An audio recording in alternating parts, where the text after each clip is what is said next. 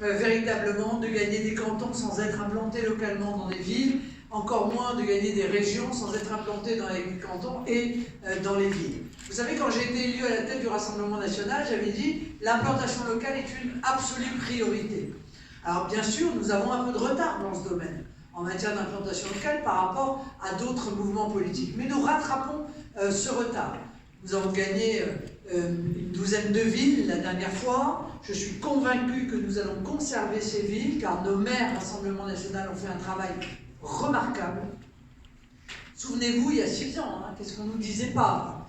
Que dans les villes Rassemblement national, il allait pleuvoir des grenouilles, que les marées allaient s'inverser, que toutes les entreprises fermeraient leurs portes, que ce serait une véritable catastrophe, j'en passe et des meilleurs. Bon, eh bien nous sommes 6 ans après, et je crois pouvoir vous dire que je pense que l'ensemble des maires Rassemblement national seront réélus.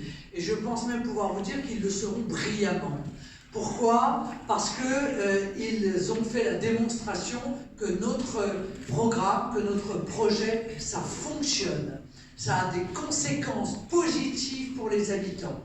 Dans les villes que nous avons gagnées, nous n'avons pas augmenté les impôts et dans beaucoup de villes, nous les avons baissés. À Hénin-Beaumont, on les a même baissés 4 fois de suite. Que la sécurité a été considérée par nos maires comme une priorité. Et que dans les villes du Rassemblement national, eh bien, l'insécurité a baissé, alors même qu'au niveau national, cette insécurité, vous le savez bien, est en train d'exploser. Je ne parle pas seulement des cambriolages, je parle des homicides, des tentatives d'homicide, des vols avec violence, et j'en passe et des meilleurs. Eh bien, à Beaucaire, ça a baissé de 30% sur le mandat. À Hénin-Beaumont, rien que cette année, ça a baissé de 12%. Les impôts, la sécurité, l'embellissement des villes, le cadre de vie, c'est évidemment également essentiel pour nous. Alors je vois s'agiter là pendant cette campagne municipale les Verts, Oui. les rouges, pas en vert. Voilà. Qui surfent sur l'inquiétude réelle et légitime de nos compatriotes pour leur environnement. Mais évidemment, ils oublient de dire l'essentiel de leur projet. L'essentiel de leur projet, c'est encore plus de migrants partout dans nos villages et dans nos villes, c'est encore plus de laxisme en matière d'insécurité parce que ça reste des gauchistes et qu'en bon gauchiste, ils considèrent qu'il faut systématiquement défendre les délinquants, défendre les criminels, être dans la culture de l'excuse, de l'impunité la plus totale. Et en réalité, on s'aperçoit que les conséquences sont catastrophiques. Là où ils ont pris des municipalités, je pense à Grenoble par exemple, mais au secours, au secours. Alors bien sûr, ils surfent là-dessus, mais en réalité, je l'ai expliqué à plusieurs reprises, les seuls à être véritablement attachés à l'environnement, ce sont les patriotes. Pour une raison très simple, c'est que le nomade, lui, il arrive à l'oasis, il coupe le dattier, il mange les dattes, il boit au puits, il la sèche, et puis quand il n'y a plus de ressources, il part ailleurs. Évidemment, il est nomade. Donc quand il n'y a plus rien à manger ou à boire, eh ben, il va un peu plus loin pour aller boire au puits et couper le dattier. Nous sommes des enracinés. Nous sommes des patriotes. Évidemment que nous sommes attachés à nos ressources et à leur préservation. Évidemment que nous sommes attachés à notre cadre de vie, puisque c'est ce que nous allons léguer à nos enfants. Et que nous voulons léguer également à nos petits-enfants et aux enfants de nos petits-enfants. Donc les plus écologistes, les plus attachés, encore une fois, à l'environnement, au respect des ressources, ce sont les patriotes que nous sommes. Et c'est la raison pour laquelle nous avons, depuis déjà de nombreuses années, attiré l'attention en disant « Attention, la mondialisation sauvage que vous êtes en train de mettre en place, et que les Verts ont défendu d'ailleurs, pendant évidemment très longtemps, l'ouverture totale des frontières, le libre-échange, l'importation de produits sans aucune norme de sécurité, sans aucune norme environnementale, c'est ça qui est le problème principal aujourd'hui contre lequel il faut lutter. Cette réflexion-là, nous l'avons menée jusqu'au bout jusqu'au localisme qui est devenu un des axes de notre projet. Pas seulement au niveau national, mais également au niveau local. Depuis combien d'années nous répétons qu'il faut que les municipalités et que de manière générale les collectivités fassent travailler les entreprises de proximité, aillent se fournir pour la restauration collective auprès des agriculteurs de proximité, parce que non seulement c'est bon pour l'emploi, mais de surcroît c'est très rassurant, parce qu'on fait les choses correctement, parce qu'on sait donner un certain nombre de normes qui sont des normes qui assurent notre sécurité alimentaire et notre sécurité tout court. C'est un vrai choix de société que nous avons fait.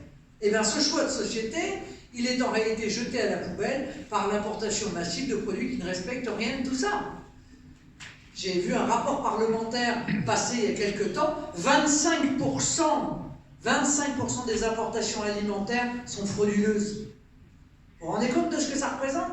Alors si vous voulez, quand les Verts viennent faire mine de parler d'environnement, mais qui s'intéressent déjà à ces problématiques-là, qui sont des problématiques évidemment majeures. La sécurité, la maîtrise des dépenses, l'environnement, l'activité économique qui est liée aux deux autres, hein. Parce que quand vous avez une ville qui commence à être rongée par l'insécurité, les entreprises s'y installent pas, les commerces ne s'y installent pas. Et puis le rééquilibrage des territoires, ça aussi c'est une de nos grands axes. Et nous le développons au niveau des municipales, nous le développerons également dans le cadre de la campagne présidentielle au niveau national. Il faut rééquilibrer les territoires. On ne peut pas laisser les métropoles devenir de plus en plus gigantesques, avec d'ailleurs à leur tête des gens avec un ego démesuré qui nous mettent des croûtes comme ça sur le paysage, comme le palais de la métropole, cette espèce d'horreur à 30 millions d'euros, ou le cylindre bleu électrique au bout là, à 10 millions d'euros. Non mais c'est une épouvante quand ils ne collent pas des éoliennes à peu près partout. Soi-disant pour l'environnement, alors qu'en réalité c'est une véritable catastrophe environnementale. Les métropoles deviennent de plus en plus grosses et elles aspirent toute la sève des territoires qui sont autour. Et on voit de plus en plus de villes moyennes, mais pas seulement des villages, des villes moyennes qui perdent des habitants, qui se désertifient, qui perdent des services publics, qui du coup, ayant perdu tout cela, perdent également des transports, perdent des lignes de train. Et alors même que notre pays avait tiré une grande partie de sa richesse de cet équilibre des territoires, du fait que, quel que soit l'endroit où on allait habiter en France, on avait à peu près le même niveau de service. Voilà. Une école, une maternité, un hôpital pas trop loin, des transports qui soient corrects, des commerces de proximité, et bien aujourd'hui tout ça est en train de voler en éclats. Pourquoi? Parce que nos responsables politiques ont décidé que c'était le marché qui devait décider. Quand le marché décide, eh ben ça crée des gigantesques métropoles, et puis autour, c'est le désert. Ça peut avoir évidemment des conséquences très lourdes. Parce que quand une ville se désertifie, qu'est-ce qui se passe immédiatement? Ben, c'est le prix de l'immobilier qui s'effondre. Et des familles entières, au moment où je vous parle, des milliers, et peut-être même déjà des centaines de milliers de familles, ont vu leur patrimoine être parfois réduit quasiment à néant.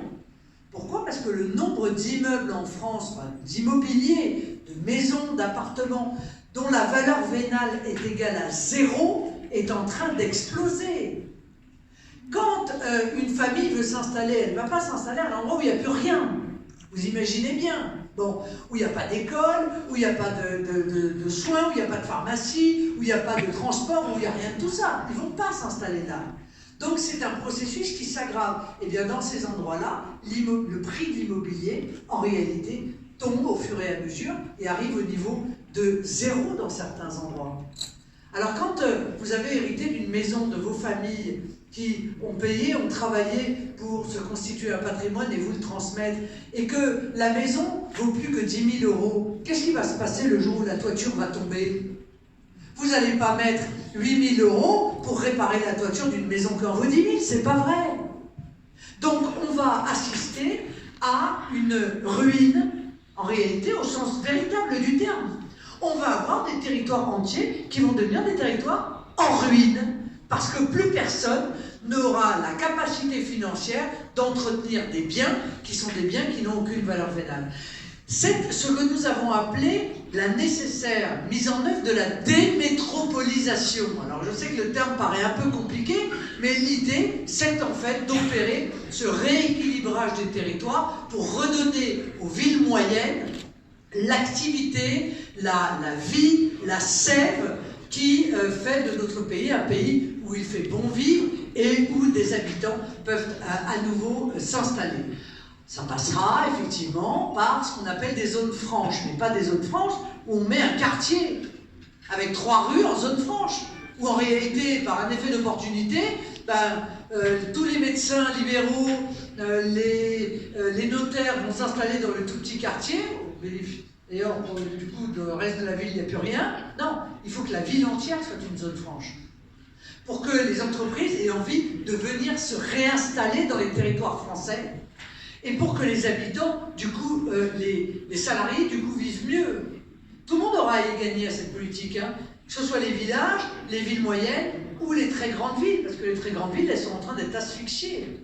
Le prix du mètre carré s'envole, les logements sont de plus en plus exigus, les transports sont de plus en plus compliqués dans les très grandes métropoles, la pollution en est évidemment la conséquence, donc tout le monde a à gagner à cette politique de rééquilibrage, dont je suis convaincu qu'elle a été en grande partie d'ailleurs à l'origine du mouvement des Gilets jaunes. Ce sentiment d'abandon de millions de nos compatriotes qui ont le sentiment qu'en réalité rien n'est fait pour eux et qu'aujourd'hui les responsables politiques ne font plus que pour les endroits où ils vivent. Voilà, alors ça se limite à Paris, Marseille, Lyon, Bordeaux, et puis tout le reste n'existe pas. Or, nous sommes tous des contribuables et nous payons tous pour qu'on obtienne à nouveau ce rééquilibrage territorial. Et puis enfin, il y a cette immigration absolument gigantesque que subit notre pays. Année après année, des centaines de milliers de personnes arrivent, de plus en plus nombreuses, qu'elles soient d'ailleurs légales ou illégales, car les deux, en l'occurrence, augmentent, hein, sous l'effet des choix politiques qui sont faits par le gouvernement. Évidemment, le gouvernement les installe partout. Partout. Dans le moindre petit village, il y a un centre d'accueil de migrants qui est envisagé avec la conséquence que l'on connaît. Plus un seul territoire n'est préservé de cela. Et beaucoup d'endroits qui étaient jusqu'à présent en même temps préservés souvent du chômage, préservés de l'insécurité, préservés de l'immigration, se retrouvent depuis quelques années avec ces 3 problématiques majeures sur le dos. Il y a encore une fois des moyens de s'opposer à cela. Et le moyen, c'est votre investissement à vous. Car on peut tout faire, mais on ne peut rien faire sans vous. C'est vous qui vous investissez dans vos villes. C'est vous qui êtes candidat au municipal. C'est vous qui allez vous battre pour porter la voix du bon sens dans les communes. Et chaque voix exprimée dans les communes, eh bien, ce sont des gens qui nous entendent d'abord, puis qui nous écoutent, puis qui nous font confiance. Moi, j'envisage ces élections municipales de manière globale. Je ne les dissocie pas des élections départementales et régionales qui vont suivre. C'est parce que vous allez être candidat au municipal, parce que vous allez montrer votre investissement, votre envie, votre énergie, votre bon sens, que dans cette salle, il y aura des candidats et donc des élus au départemental, dans les cantons. Qu'il y aura des candidats et des élus au régional, dans les régions. Compte tenu du niveau de la puissance qui est la nôtre aujourd'hui, il faut que nous soyons à toutes les strates où des décisions importantes pour nos compatriotes sont prises. Alors en attendant de revoir l'organisation territoriale qui aujourd'hui, qui objectivement en plus ici démontre sa nullité, parce que la métropole, quand on regarde la manière dont elle a été constituée, 71 communes sur un territoire qui est absolument gigantesque, qui n'ont aucune relation les unes avec les autres, qui historiquement n'ont aucune cohérence sur le terrain. on voit bien qu'il s'agit pour ceux qui nous gouvernent d'avoir pour eux de plus en plus de pouvoir, mais qu'en réalité, l'intérêt des habitants est, comment dire, quantité négligeable. Il n'y a qu'un malheur, c'est que plus ils grossissent, plus ils veulent du pouvoir, et plus ils s'accordent en réalité des prérogatives. Et du coup, beaucoup de nos compatriotes se disent, mais à quoi ça sert de voter au municipal, parce que de toute façon, le maire n'a plus aucun pouvoir. Le maire, ils sont en train de le transformer en officier d'état civil. Bon, alors il fait les mariages, il enregistre les baptêmes, ok, mais pour le reste, il n'a quasiment plus aucun pouvoir. Alors, c'est ça aussi l'enjeu de ces élections municipales. Des départementales et des régionales qui vont suivre, c'est de reprendre le pouvoir. Rendre le pouvoir au peuple, vous avez déjà entendu ça, c'est ce que nous avons évidemment défendu pendant les élections présidentielles, mais il s'agit de le faire aussi au niveau des municipalités. Rendre le pouvoir au peuple, que les gens qui choisissent un maire d'une couleur politique ne se retrouvent pas en réalité avec une politique effectuée par la métropole d'une autre couleur politique. Parce que c'est ça ce qui se passe ici. Quelles que soient les décisions des habitants, c'est de toute façon la métropole qui décide, et puis comme ils organisent ça entre eux, eh bien le maire n'a quasiment plus son mot à dire. Donc retrouver le pouvoir, se battre pour qu'à nouveau les habitants soient respectés et qu'on mette en œuvre, au-delà de cette économie de proximité dont je vous parlais tout à l'heure, cette démocratie de proximité qui, à mon avis, est l'essentiel, le cœur même de la démocratie, du fonctionnement démocratique de notre pays, c'est absolument essentiel. Ce sont donc tous ces éléments-là que nous allons défendre dans le cadre de ces élections municipales, qui se déroulent dans un pays à feu et à sang, parce que les 1000 jours d'Emmanuel Macron, c'est un véritable cauchemar en termes de constat. Ils ont beau claironner que le chômage baisse, alors je ne sais pas comment ils arrivent à magouiller les chiffres, parce qu'on arrive à 2,5 millions de chômeurs, moi je ne sais pas, j'en ai vu 5,5 millions moi. C'est le Pôle emploi qui le dit, c'est pas Marine Le Pen. Bon. Donc c'est la magouille à tous les étages pour tenter de faire croire que tout va bien, alors que évidemment, manifestement, tout va mal, y compris la croissance qui est à moins 0,1 au dernier trimestre. Donc on serait le seul pays qui, sur un trimestre, arrive à faire baisser le chômage avec une croissance négative. C'est très fort, hein. Évidemment, tout ça est dérisoire. On radie les gens massivement de Pôle emploi, on les colle en formation, à la retraite, en maladie, etc. J'en passe et des meilleurs. Il y a toute une série de manières, en réalité, de magouiller les chiffres. Les chiffres du chômage sont mauvais, les chiffres du déficit sont mauvais, les chiffres de la dette sont mauvais. Quand on vous dit « Ah, regardez, c'est merveilleux, il y a une augmentation du nombre de créations d'entreprises ». Non, il y a une augmentation du nombre de pauvres gens qui sont au chômage et qui se mettent en leur nom propre parce qu'ils ne veulent pas être au chômage et qui se disent qu'en étant en leur nom propre dans des entreprises unipersonnelles, ils vont peut-être réussir à s'en sortir dans la situation difficile qui est la conséquence de la politique menée par le gouvernement.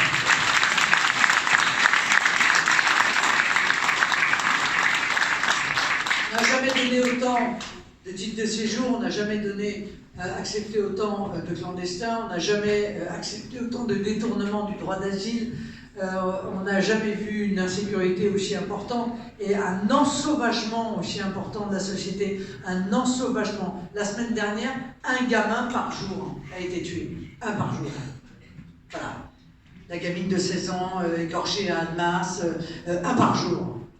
Et manifestement, sans que ça ne scandalise ni nos dirigeants, ni les représentants de la presse. Oui, c'est un fait divers. Non, quand un gamin de 16 ans est égorgé dans une rue, c'est pas un fait divers. Surtout quand ça se reproduit tous les jours. Je veux dire, c'est un véritable mouvement d'ensauvagement de notre pays. Et ça, c'est évidemment très inquiétant. Et là encore, le travail, il démarre, bien sûr, dans les municipalités. Et puis, le fondamentalisme islamiste, qui gangrène des territoires entiers, qui se développe, qui prend de la puissance.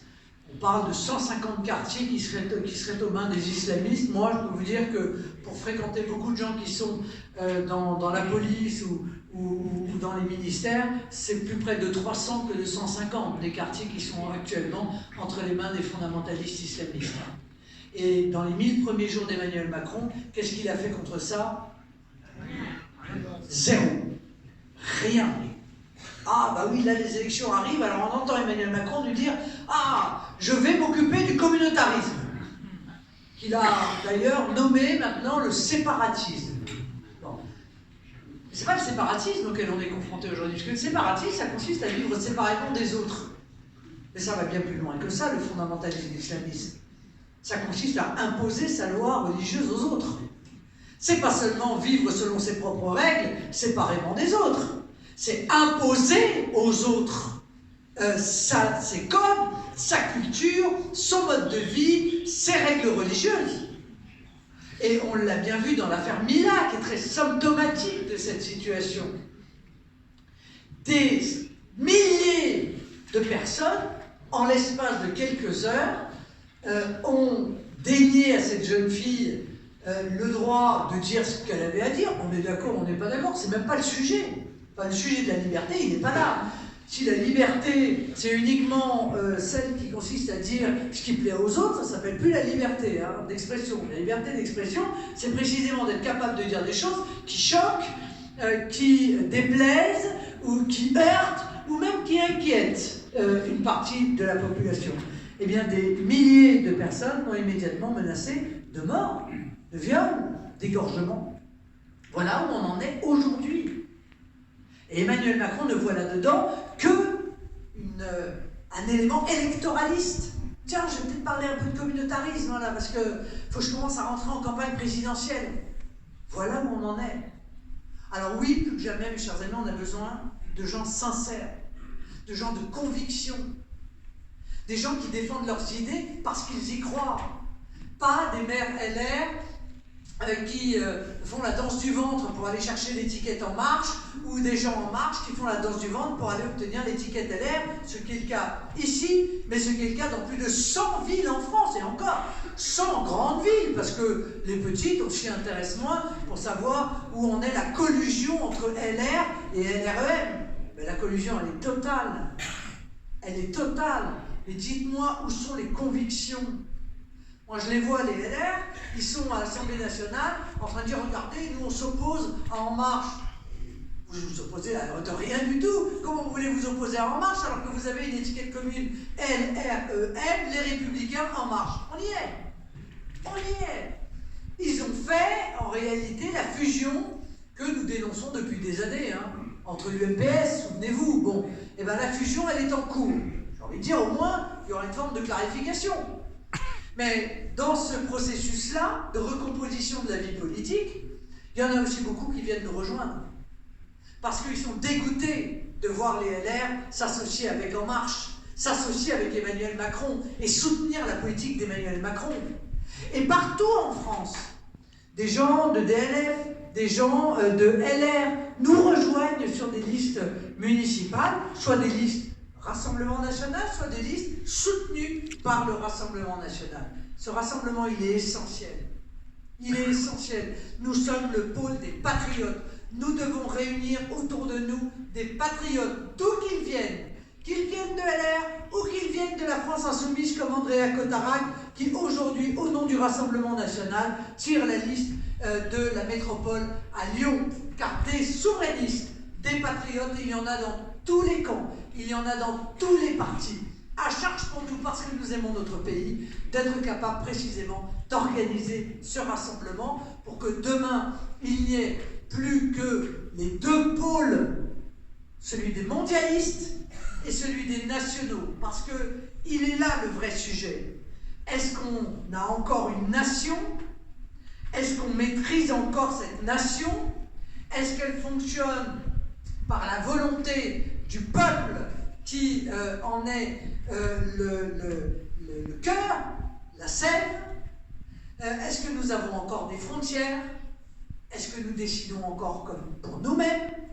Est-ce que nous avons le droit de défendre notre langue, notre culture, notre histoire? En gros, est-ce qu'on a le droit de vivre comme des Français en France? Le sujet essentiel d'aujourd'hui, c'est celui-là.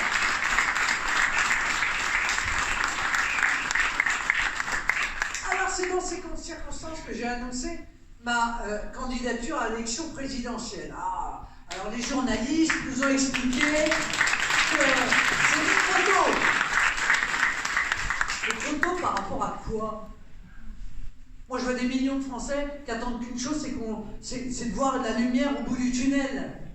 Voilà. Qui sont désespérés. Leur pouvoir d'achat s'effondre. On est en train de leur fusiller leur retraite. Ils vivent dans l'insécurité tout le temps maintenant. Avant l'insécurité, c'était pendant la vie de travail. On ne savait pas si on allait garder son emploi, si on n'allait pas être mis au chômage, si la boîte n'allait pas fermer, si on allait pouvoir retrouver un emploi. Et puis, les gens disaient, bon ben au moins à la retraite, oh, les pensions ne sont pas spectaculaires, mais disons qu'au moins je suis sûr de ce que j'ai. Et je peux quand même me projeter et construire ma vie en fonction de la pension que je me suis constituée par le travail qui a été le mien et celui de ceux qui me suivent. Mais aujourd'hui, non. Aujourd'hui, c'est l'insécurité pendant toute la vie. Puisque non seulement on ne sait pas à quelle sauce on est mangé pendant la période de travail, mais on ne saura pas dans quelle sauce on sera mangé lorsqu'on sera à la retraite, puisqu'évidemment la retraite par points a pour vocation de faire baisser les pensions de retraite et même de les faire baisser progressivement grâce à la valeur du point. J'ai envie de dire que même après la mort, on n'est même plus tranquille, puisque maintenant, ils ont supprimé les concessions perpétuelles dans les cimetières. Donc même là, vous ne savez pas si vous ne serez pas déménagé et où est-ce que vous atterrirez. Ben oui, mais c'est leur vision, ça. L'insécurité permanente. Regardez, c'est merveilleux, nous sommes tous des oiseaux sur la branche. Mais nous, on n'a pas envie de vivre comme des oiseaux sur la branche. Voilà. Nous, on est les enfants et les petits-enfants de gens qui ont bossé pour construire ce pays. Et on veut que nos enfants et nos petits-enfants en profitent. On n'est pas de passage. Nous ne sommes pas des nomades. Nous ne sommes pas là par opportunisme. Nous ne sommes pas là aujourd'hui en France parce qu'en France, c'est là où on vit le mieux. Et puis demain, eh ben, si on vit moins bien, ben, c'est pas grave, on ira ailleurs. On ira aux États-Unis, en Grande-Bretagne, au Mexique, je ne sais quoi encore. Non, nous sommes le peuple français. Et il pèse sur nous une responsabilité essentielle. C'est précisément d'être dans la transmission, dans la préservation, dans le développement et dans la transmission. Nous devons transmettre plus beau, plus fort, plus joli. Et pour ça, évidemment, nous devons nous opposer à Emmanuel Macron. Et des millions de Français vont nous suivre. Donc oui, c'est dès aujourd'hui qu'il faut leur dire, on est en train de préparer aussi la campagne présidentielle, les municipales, les départementales, les régionales, mais aussi la présidentielle et les législatives, parce qu'on va vous sortir de là. C'est ça le message que nous devons lancer aux Français. Nous allons vous sortir de là.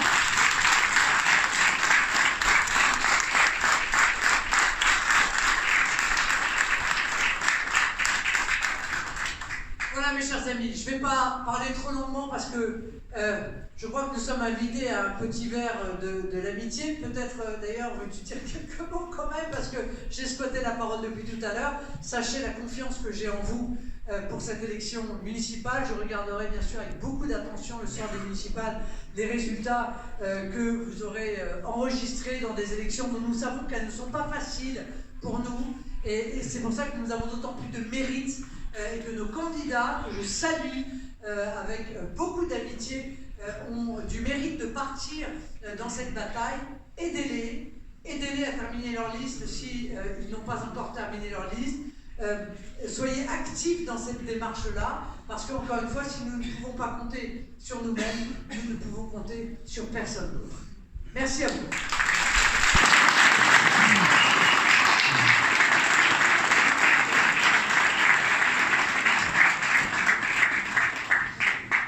Chers amis, juste quelques minutes, je prends le micro. Merci infiniment à Marine Le Pen de nous avoir rejoints aujourd'hui à Rouen. Merci de votre présence. C'est vrai que nous sommes en semaine et que certains ont parvenu à se libérer de leurs obligations professionnelles. Merci de votre présence. C'est maintenant qu'il faut tout donner pour ces élections municipales. Nous sommes, nous, des militants politiques. Nous préparons cette bataille électorale municipale depuis des mois et des mois. Mais en réalité, l'immense majorité de nos compatriotes ne vont vraiment s'intéresser aux municipales, aux forces en présence, aux candidates et candidats, que dans les tout derniers jours de la campagne, ou en tout cas les toutes dernières semaines. Donc c'est maintenant que ça se joue.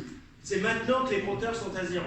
Donc si nous sommes en situation de boucler les listes et dans la foulée de faire une campagne énergique, dynamique sur le terrain, eh bien on pourra avoir de très belles victoires. Donc, Première étape, il reste 15 jours pour boucler les listes municipales.